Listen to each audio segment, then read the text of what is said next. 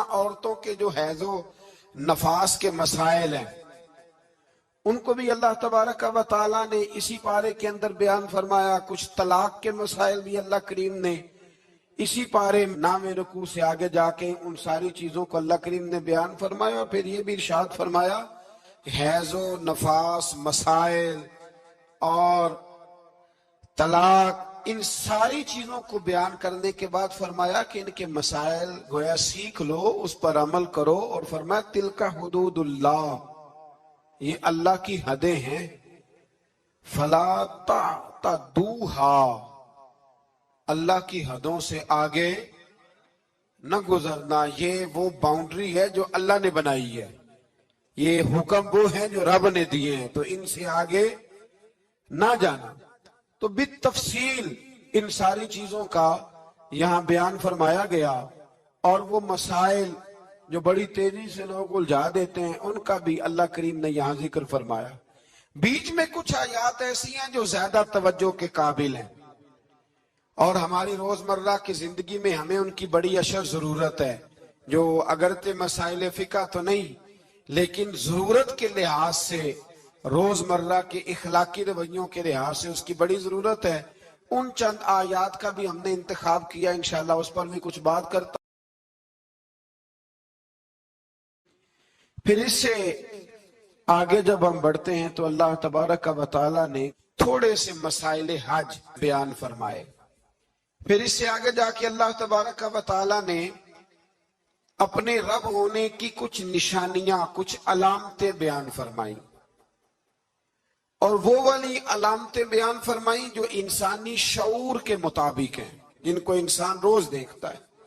فرمایا زمین آسمان کے پیدا کرنے میں اور رات اور دن کے اختلاف ہونے میں، کہ جب رات ہوتی ہے تو دن نہیں ہوتا اور جب دن ہوتا ہے تو پھر رات نہیں ہوتی. اور فرمایا یہ جو منو ٹنو وزن لے کے دریا اور کشتی سمندر میں چلتی ہے، فرمایا اس میں اور جب ہم آسمان سے پانی برسا کر زمین سے پھل اگاتے ہیں تو یہ ساری چیزیں دیکھ کے سمجھ جاؤ یہ خود نہیں بنی، انہیں کوئی بنانے والا ہے، انہیں کوئی بنانے والا ہے. ان آیات کے اندر اللہ تبارک و تعالیٰ نے اپنے ہونے کی علامتیں بیان کی. اور پھر اسی مضمون میں آگے جل کے فرمایا کہ جب میرے بندے میری یہ نشانیاں دیکھتے ہیں تو والذین آمنوا اشد حبا للہ، پھر ایمان والے اپنے رب سے شدید محبت کرتے ہیں. پھر وہ اپنے رب سے شدید محبت کرتے ہیں. پھر اللہ تعالیٰ نے اسی رکوع میں آگے جا کے ارشاد فرمایا کہ بنایا سارا کچھ تمہارے لیے ہے، بنایا سارا کچھ. یہ چوتھے سے پانچواں رکوع آپ دیکھیں گے، فرمایا بنایا سارا کچھ تمہارے لیے ہے پر تم نے وہ کھانا ہے جس کے کھانے کی تمہیں اجازت دی گئی ہے، حلالا طیبا، پاکیزہ چیز. سارا کچھ تمہارے لیے ہے پر جس کی اجازت ملے تم نے وہی. کچھ چیزوں کی یہاں کھانے کی ممانعت ہے لیکن جنت میں وہ چیزیں کھانے کی اجازت ہوگی. تو فرمایا تم حلال اور طیب چیز کھاؤ. شیطان تو تمہیں بے حیائی کا اور برائی کا حکم دیتا ہے لیکن تم اس طرف آؤ جس چیز کا تمہارا رب تمہیں حکم ارشاد فرماتا ہے. پھر اللہ تبارک و تعالیٰ نے اسی پارے کے اندر انہی آیات مقدسہ کے اندر چوتھے سے پانچویں رکوع میں چار ان چیزوں کا بیان فرمایا جو قطعی طور پر حرام ہے. چار وہ چیزیں جو قطعاً حرام ہیں، ان میں سب سے پہلے ارشاد فرمایا کہ مردار، جو جانور ذبح نہ کیا جائے اور بغیر ذبح کے مر جائے وہ کھانا حرام ہے. پھر ارشاد فرمایا بہتا ہوا خون، یہ بھی حرام ہے. اب آپ کہیں گے وہ تو خون لگتا ہے روز لوگوں کو، وہ تو لگتا ہے، بوتلوں کی بوتلیں نوجوان خون دیتے ہیں. تو اس میں ہمارے بزرگوں نے مسئلہ یہ بیان فرمایا کہ ضرورت کے لیے دینا جائز ہے، مجبوری ہو تو پھر خون دینا، جس طرح انسان مر رہا ہو تو اس کے لیے مردار کھانا بھی جائز ہے. تو کوئی بیمار اتنا بیمار کہ اب ڈاکٹر کہے کہ سوائے خون کے کوئی اور چارہ نہیں ہے تو وہ دینا جائز ہے بالکل. جو دے گا اللہ اسے اجر بھی عطا فرمائے گا.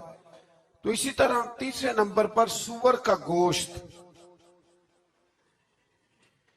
یہ بھی قطعاً حرام ہے، کوئی ایسی صورت ہی نہیں کہ جو اس کو جائز کیا جا سکے۔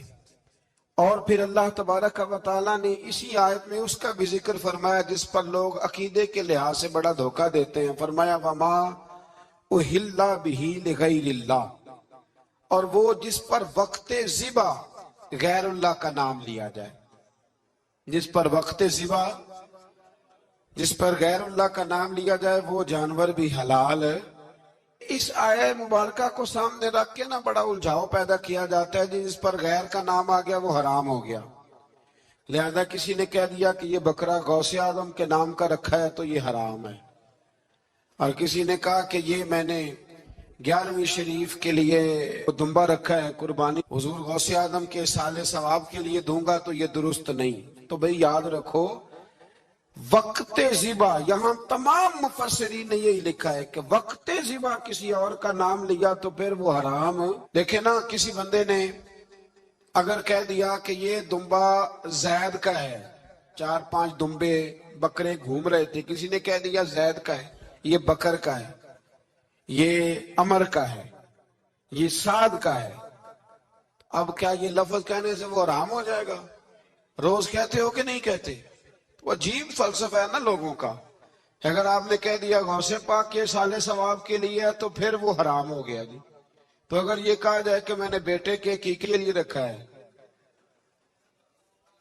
پھر بھائی اگر ولیمے کے لیے رکھا ہو تو وہ تو کہہ رہا میں نے بیٹے کے لیے رکھا ہوا ہے، حالانکہ بکرا تو اللہ کے نام کا ہے۔ تو بلا وجہ لوگ اس میں ایسی چیزیں پیدا کرتے ہیں، تو اس کو سمجھ لیں یہ قرآن مجید کی آیت نمبر 173 ہے جس میں اللہ تبارک و تعالیٰ نے بڑی وضاحت کے ساتھ ان چیزوں کا ذکر فرمایا جن کا کھانا بالکل ناجائز ہے۔ تو وہ 4 چیزیں آپ کی سمجھ میں آ گئی جی۔ سب سے پہلے مردار، پھر بہتا ہوا خون، پھر سور کا گوشت، اور چوتھے نمبر پہ وہ جانور جس پر وقت ذبح کرتے وقت کہا جاتا ہے نا بسم اللہ ہے۔ ہاں اب مرغا خریدنے جاؤ گے نا تو اس سے کہنا ذرا اونچا پڑے۔ میں نے ایک سے پوچھا، میں نے کہا تو تکبیر ہی نہیں پڑھتا؟ کہتا میں نے پکی پڑھ کے چھری پہ پھونک لی ہے۔ تو میں نے کہا یہ کون سا نیا دین نکلا ہے؟ کہتا چھری پہ پھونک لی ہے تو اب پکی ہو گئی چھری۔ تو میں نے کہا چھری کے ساتھ اگر کسی نے پیاز کاٹ لیا تو پھر تیری پھونک کا کیا بنے گا؟ تو گئی نا جی۔ تو اس لیے یہ جانور جب حلال ہوگا جب کہا جائے گا بسم اللہ ہے اللہ اکبر۔ پھر آگے 5ویں سے 6ٹھے رکوع میں جو پہلی آیت ہے نا اس میں اللہ تعالیٰ نے ایک چیز کے بارے میں نصیحت فرمائی ہے۔ جب یہ قبلے کی تبدیلی کی بات ہوئی تو یہودی بھی اپنے قبلے پر اصرار کرنے لگے، عیسائی بھی اپنے قبلے پر اصرار کرنے لگے۔ وہ کہنے لگے مشرق کی جانب منہ کر کے نماز پڑھنی ہے، یہ کہنے لگے مغرب کی جانب منہ کر کے نماز پڑھنی ہے۔ تو اللہ کریم نے فرمایا یہ تو نیکی نہیں کہ منہ مشرق کی جانب کرو یا مغرب کی جانب کرو۔ تو یا اللہ نیکی کیا ہے؟ فرمایا نیکی وَلَكِنَّ الْبِرَّ مَنْ آمَنَ بِاللَّهِ وَالْيَوْمِ الْآخِرِ، فرمایا نیکی تو یہ ہے کہ اللہ اور آخرت پر ایمان لاؤ۔ نیکی ایمان کا نام ہے۔ پھر فرمایا فرشتوں پر، کتابوں پر، نبیوں پر ایمان لاؤ، اور اپنا مال خرچ کرو اللہ کی محبت میں، رشتہ داروں پر، یتیموں پر، مسکینوں پر، مسافروں پر، مانگنے والوں پر، غلام آزاد کرانے کے لیے۔ اور فرمایا نیکی تو یہ ہے کہ نماز قائم کرو، زکوٰۃ ادا کرو، اپنے وعدے پورے کرو جب تم وعدہ کر لیتے ہو، اور جب تمہیں کوئی مصیبت پہنچے اس پر صبر کرو۔ فرمایا اولئک الذین صدقوا، یہ وہ لوگ ہیں جو نیکی کے دعوے میں سچے ہیں۔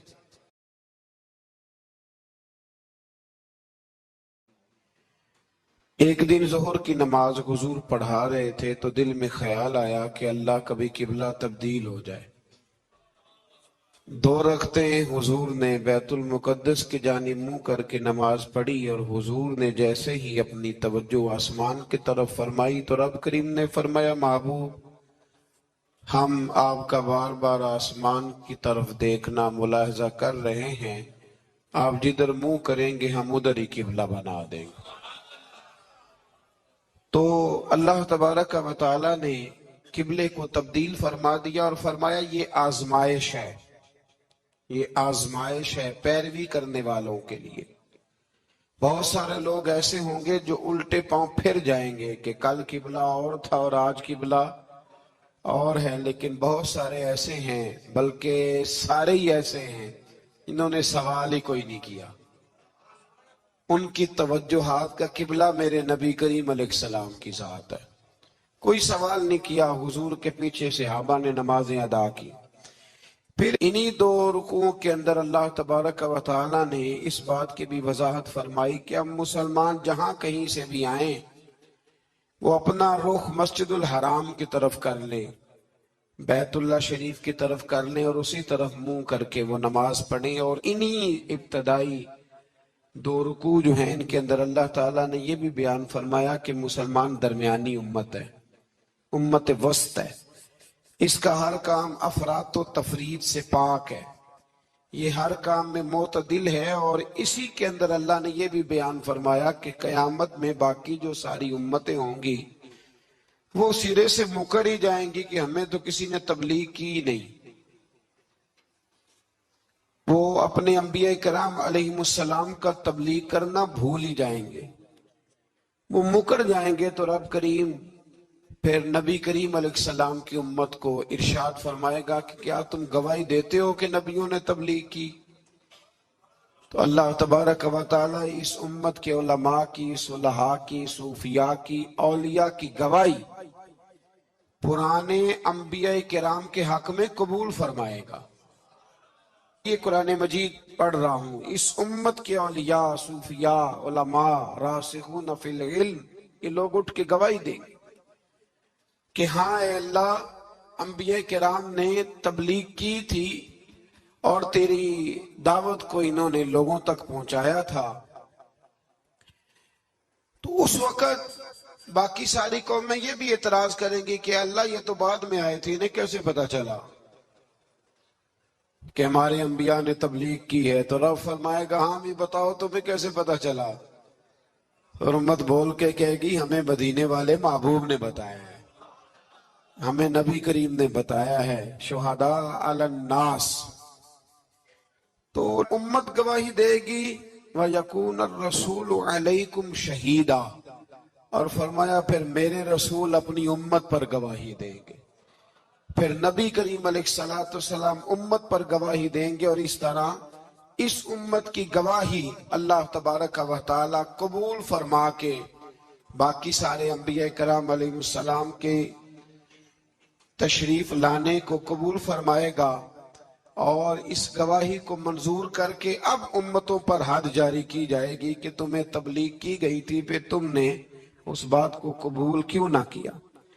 پھر جب بڑھتے ہیں نا دوسرے سے تیسرے رکوع کی جانب، تو اس میں اللہ تبارک و تعالی نے دوسرے رکوع سے پہلے ایک بڑا خوبصورت فرمان جو بڑا زبان زد خاص و عام ہے، ارشاد فرمایا فَاذْكُرُونِي أَذْكُرْكُمْ، تم مجھے یاد کرو میں تمہیں یاد کروں گا، وَاشْكُرُوا لِي وَلَا تَكْفُرُونَ، اور میرا شکریہ ادا کرو ناشکری نہ کرو۔ وہ پیر مہر علی شاہ صاحب، کتھے مہر علی، کتھے مہر علی، کتھے وہ پیر صاحب پاک پتن شریف تشریف لے گئے تو وہاں نعرہ لگ رہا تھا حق فرید یا فرید۔ کچھ لوگ ہوتے ہیں نا فٹافٹ اعتراض کرتے ہیں، تو ایک صاحب نے پیر صاحب سے کہا یہ کیا نعرہ لگ رہا ہے؟ تو آپ فرمانے لگے یہ قرآن سچا ہو رہا ہے۔ کہا کیا مطلب؟ فرمایا اللہ کا وعدہ ہے تم میرا ذکر کرو میں تمہارے چرچے کرا دوں گا۔ جو ایمان بھی لائیں، خرچ بھی کریں، مصیبت پر صبر بھی کریں، یہ وہ لوگ ہیں جو ایمان کے دعوے میں سچے ہیں۔ وَأُولَئِكَ هُمُ الْمُتَّقُونَ، اور یہ وہ لوگ ہیں جو پرہیزگار ہیں اللہ سے۔ آگے یہ آیت جس میں اللہ نے قصاص کا حکم دیا ہے، بدلہ لینے کا، یہ حکم اسٹیٹ کے لیے ہے، حکمرانوں کے لیے۔ فرمایا کہ جب کوئی شخص کسی کے ساتھ کوئی ظلم کرے تو پھر اس کا بدلہ لو۔ تو کس طرح بدلہ لینا ہے؟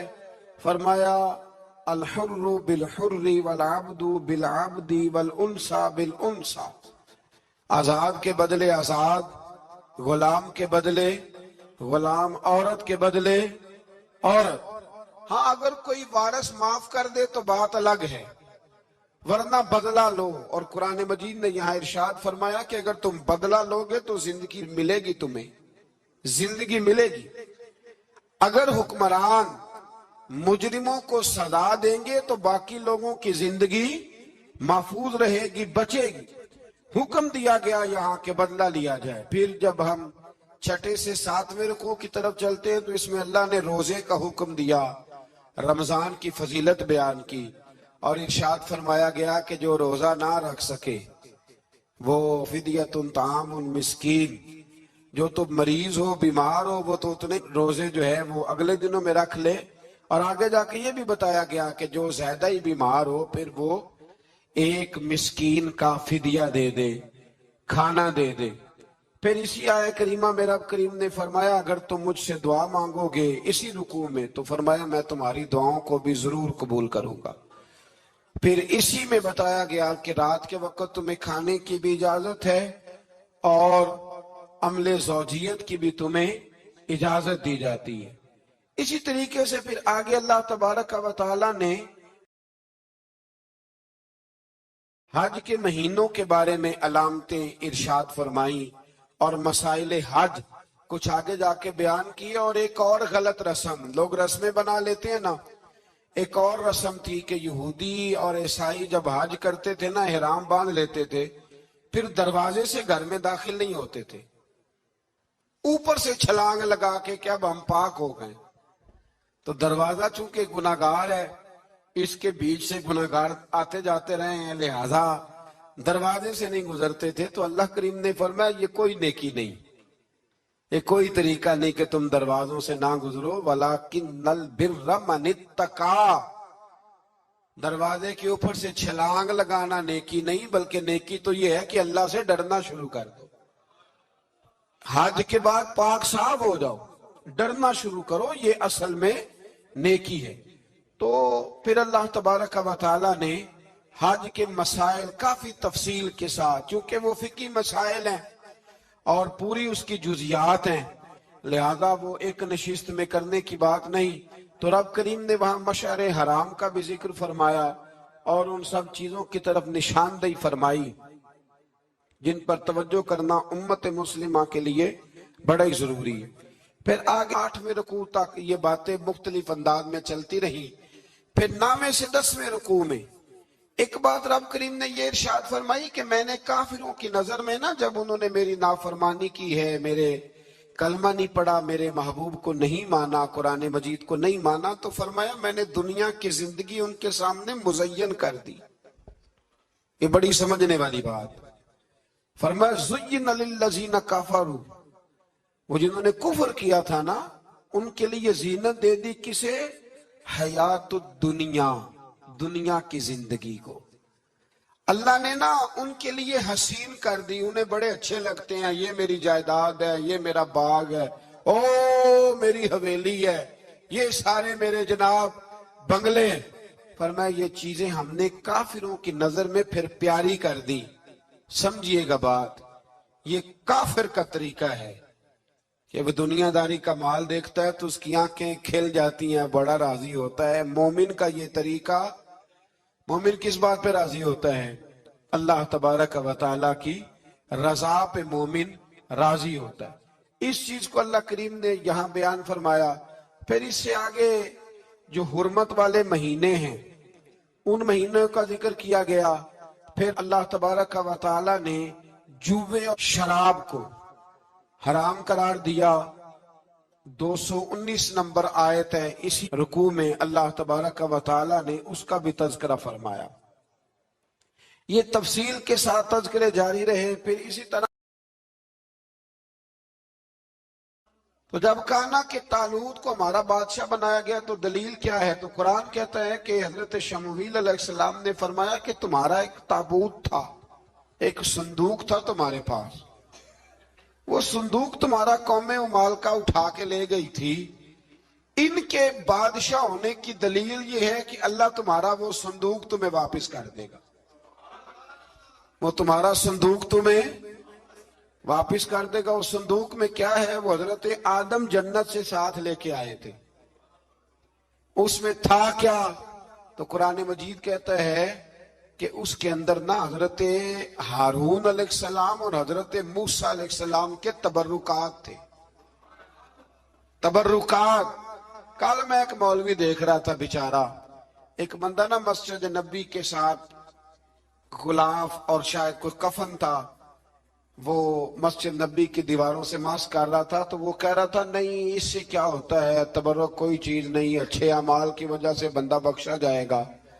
میں نے کہا تو مجھے ملے تو میں تجھے بخاری کھول کے دکھاؤں کہ حضرت عبد الرحمن ابن عوف جنہیں حضور نے قطعی جنتی کہا، حضور کے وجود پر کرتا دیکھ کے کہنے لگے حضور بڑا ہی سونا لگ رہا ہے. تو فرمایا تجھے چاہیے حضور مل جائے تو کیا ہی بات ہے. نبی پاک نے عطا کیا تو صحابہ کہنے لگے عبد الرحمن آپ کو تو ضرورت نہیں تھی، آپ کے پاس تو بڑے لباس ہیں، تو یہ کرتا حضور نے قبول کر لیا، کوئی لے کے آیا اور آپ نے مانگ لیا. تو وہ رو پڑے، کہنے لگے پہننے کے لیے نہیں مانگا، یہ حضور کے جسم سے لگ گیا ہے، میں نے کفن بنانے کے لیے مانگا ہے.